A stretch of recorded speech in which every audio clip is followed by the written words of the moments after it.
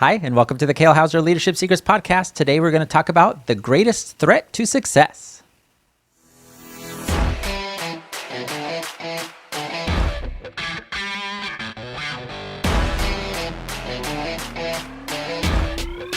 Hello, my name is Kale Houser. Thank you for joining the Kale Houser Leadership Secrets podcast. It is my pleasure to introduce to you myself. Hey, what do you know? Do you remember when you first entered the workforce, whatever that was for you? Was it a paper route when you were young? Was it mowing lawns? Was it maybe working at a fast food joint as a teenager? Whatever that is. Do you remember what it was like, that first job, that first thing you did to earn money, to kind of earn your own way a little bit? Do you remember how exciting it was? Nervousness, excitingness, just like with any new venture. You go through this period of the little flutters, and just because it's new, it's something different you haven't done before, and it's a new experience, and you've got certainly a level of excitement and or anxiety, apprehension, whatever that may be, that goes along with that.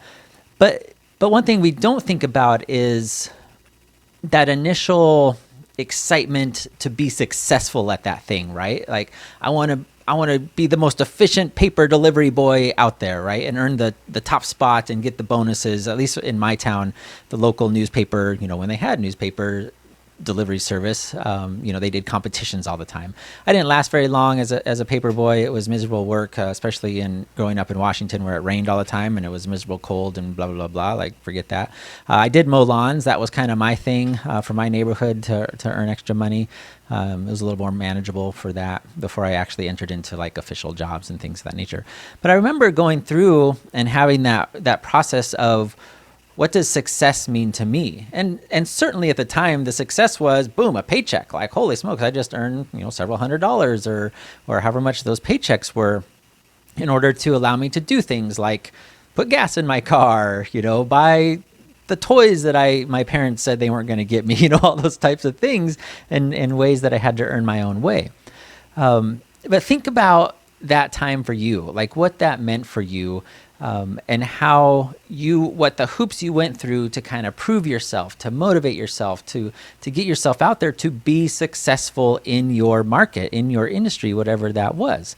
And it certainly changed as you got older, right? Maybe you went to college and you never had a job. Maybe you're fortunate enough to get scholarships and all those types of things, and you didn't enter the workforce until you were older. Maybe you graduated college and entered into a more professional type of a setting, an office or law or all those types of different things. Or maybe you went through medical school and never had a job until you actually got hired on with a hospital or some sort of, medical profession. But even then, as you entered those fields, you go through this process of what does success look like for you? And you dream about future success, right? You have an idea. Certainly if you've entered in some sort of professional trade, you've got an idea and you've chosen that path because of that idea of where it will lead you and what that success will be like for you in your life. And I want to make this statement because this is kind of right. This is what this is about. What is the greatest threat to success? And I will say the greatest threat to future success is current success. Okay, does that make sense? So the greatest threat to future, because this is kind of what I'm talking about is future success. The greatest threat to future success is current success.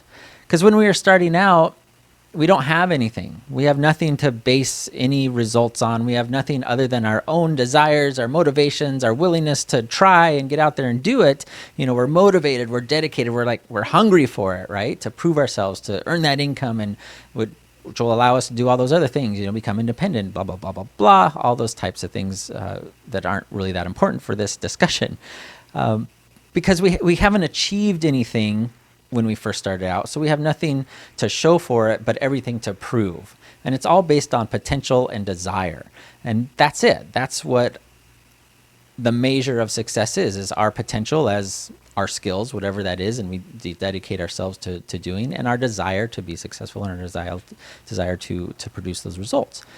But as we go through this process and, again, throughout the thousands and millions of different industries and what that looks for you, and you start to achieve those successes. Maybe you're took a sales job, you're selling cars or selling boats or motorcycles, whatever that is, and you start having that success and you become the top salesman and you do those things and you're earning good income and all those types of things. And you're like, man, and you're like, okay, I want to shift or maybe start a family, or you've already got a family, and these outside influence start coming into you because of your current success.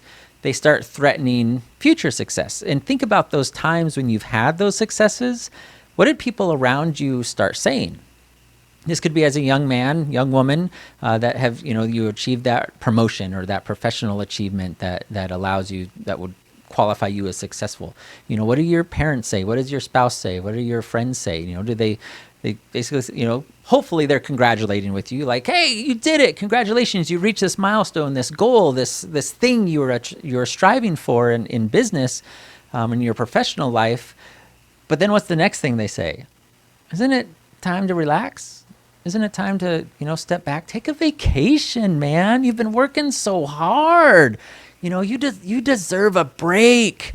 Why do you have to keep, hounding like that? Why are you going to another seminar across the country to learn that thing? Why are you, working so many hours at your job or investing so much of your financial resources into this thing? Take a break. Relax. Money isn't everything. Don't you know that? It's the root of all evil. You're just working for money. How selfish is that? Why are you being so selfish? Right? Are you here? Is this resonating with you a little bit? Because this is what happens all the time. And it's not even necessarily out of like trying to put you down. It's a lot of time out of good intentions, right? Out of perceived, I'm concerned about your well-being, so I want you to relax. I want you to pull back. I want you to start, taking it easy. You don't need to work so hard, right? This happens all the time. And because of your current success that you're having right now, people start to threaten your future success. Because there's an assumption in our society and just in a large part of our social interactions that current success equals future success. And that could not be further from the truth, right? If you win the lottery once, does that mean you're going to win it again? No, not at all. If you get that promotion once in your job, does that mean you're going to get the next promotion? Absolutely not.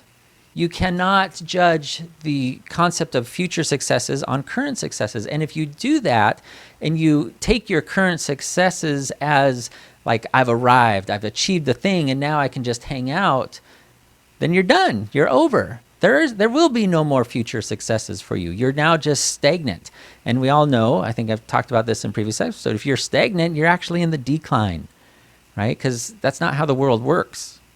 Stagnation is atrophy, is the slow erosion of your capabilities, of your skills, of your everything about you and about us as humans, and especially in business. Think about I told my wife I love her once on our wedding night, and I never told her again, right? I had a success wedding night. I got married. Big congratulations. Oh, it's so awesome, right? Does that mean you never tell your spouse that you love them again? You never go on another date night? You never buy them roses or, whatever an appropriate gift for a man is, tickets to the big game? No. You keep going because that past or that current success of, your wedding, you got your engagement and you did the ceremony and all that, is not indicative of future success. It's something you have to keep working at constantly all the time and improving, right? Hopefully, for those of you that are married or you're in long-term relationships, your relationship doesn't look like it did 5 years ago. It doesn't look like it did last year. You're in a process of growing and learning about each other and improving, right? Hopefully, you're supporting each other on that. But again, a lot of times it is the spouse that is the one that's going, hey, relax, and that has a lot to do with just not being on the same page and having similar goals and things. But that's a whole nother podcast that we'll get into. Actually, that's probably a good one that Liz and I will do together, and we can kind of have that discussion about, how spouses do business together, how they get on the same page while balancing family and goals and desires and just different personalities, all that kind of stuff. I think that'd be a fairly interesting discussion. If you think that would be cool, let me know. Drop a comment, say, yeah, I want to hear that, or, should you like something of that nature, let us know. But yeah, so I want to just kind of caution you, current success does not equal future success. And in actuality, it is the greatest threat to your future success. But how do you overcome this? How do you get past like, man, I just got this huge promotion. I'm basically sitting pretty. I've achieved everything I thought I would achieve, right? I've reached my goals. I had this promotion on my goal sheet for the last 2, 3, 10 years. And I got there. I had this success. Well, what does that mean? Does that mean you're done? Like, are you over? Stick a fork in you? Or does that mean like, what's the next goal, right? This happens all the time with people that have reached their financial success. Brandon Dawson's a phenomenal example of this. He has this massive, amazing story. If you ever get a chance to look him up on YouTube, Brandon Dawson, about, basically cashing out of this business for like $150 million, $140 million, something of that nature.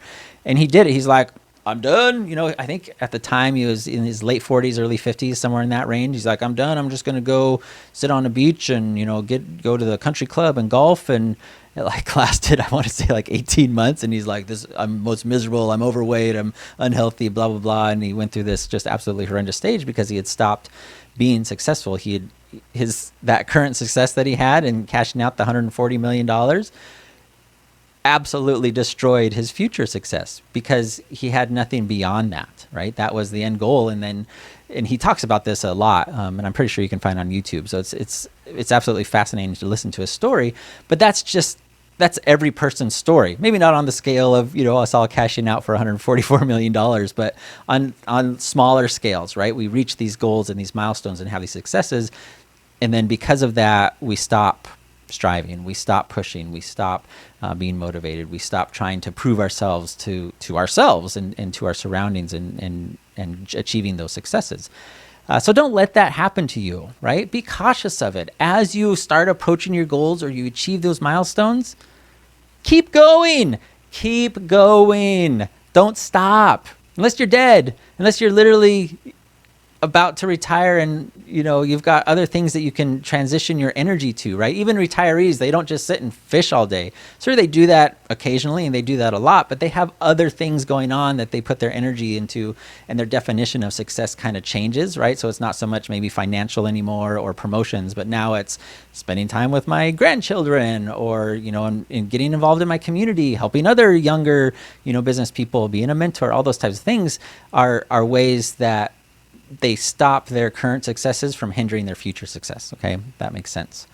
So yeah, think about that. If you haven't thought about it, it makes sense, right? I've been guilty of this many times. I've been promoted in the Air Force, and I'm like, holy smokes, I did it. I never thought I'd get to this rank. That's pretty awesome. And then you get the financial promotion that goes along with it, and then slowly and steadily the authority of promotion comes with it, and the increased responsibility. And but it's a constant moving of the goalpost in a sense for your goals and what success means. And I would argue, especially in the military, when people stop doing that, they see maybe they got 05 squadron commander. That's the epitome of their success. And they stop striving, and then the stagnation sets in. And then that's where really the whole kind of just downfall starts to happen. And I've seen it happen. All right. So I hope this was helpful to you. Thank you for joining me today. Drop me a line, Kale@KaleHouserLeadership.com. Make sure you check out KaleHouserLeadership.com/master. For our upcoming, especially if you're in the South Florida area, West Palm Beach, for our upcoming masterclass on how to attract, hire, and retain awesome employees. All right. No matter where you're at in the world, have a fantastic afternoon. Bye.